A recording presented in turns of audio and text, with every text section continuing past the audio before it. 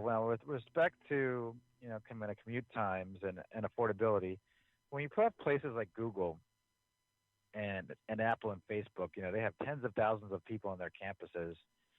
My personal feeling is that there should be a housing plan. If somebody's going to employ that many people Yes. in an area, the local jurisdictions should be required to figure out a housing plan because that was not the case. You hear about Exactly. NIMBY people. Well, what about Palo Alto and Mountain View?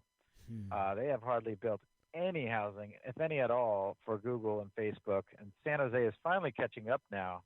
But you have Yes. seen huge pressures on the renter market in San Francisco. You realize half of the population has changed in San Francisco? Oh, yes.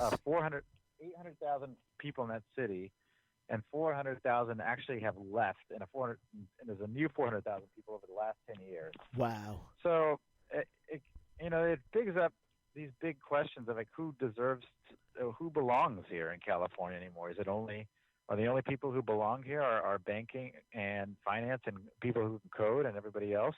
Yeah, teachers in our district are making $40,000-$50,000 a year.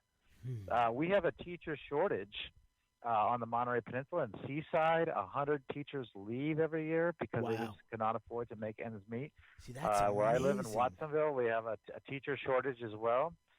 So again, it comes back to building a real affordable housing, but also having a responsible taxation that we can use to create more jobs And it in our seems, country across the country. Adam, it seems so simple. Why is this so difficult with the amount of monies, the revenues that are generated in these regions?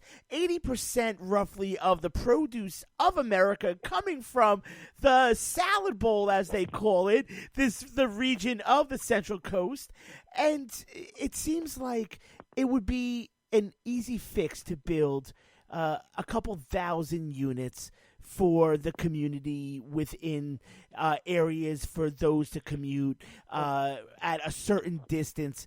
And, it also makes me think about, the idea that, not only do we face affordable housing issues, that goes right into the homelessness issue. The homeless, Yeah. Sadly, and this is somebody, as it's been said, many working class Americans are really only 2 paychecks away from being homeless. If they don't get those 2 paychecks, they don't have the rent, they don't have the car payments, they don't have everything, unless they're very lucky to have some very empathetic lenders and bill collectors. It's going to be a difficult one.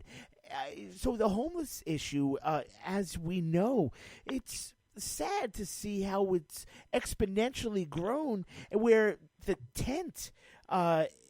utilization of tents along freeways and other areas that may now be delegated or allocated for those who may be down on their luck.